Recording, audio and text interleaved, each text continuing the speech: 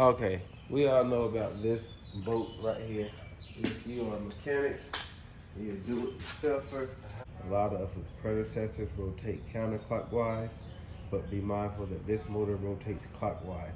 This motor here rotates sort of loose as well. Uh, sort of weak in my opinion. But we can hold it steady here. We're gonna go ahead and break this loose. But this thing is tight, as you can see.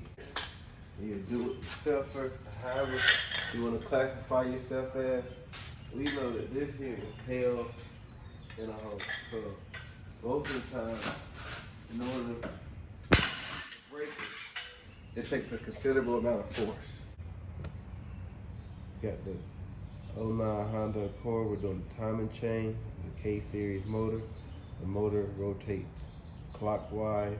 Basically, what you're gonna have to assist is the crankshaft pulley holder tool, which is basically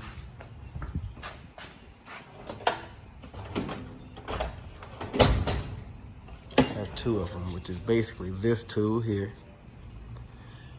You're gonna counter assist.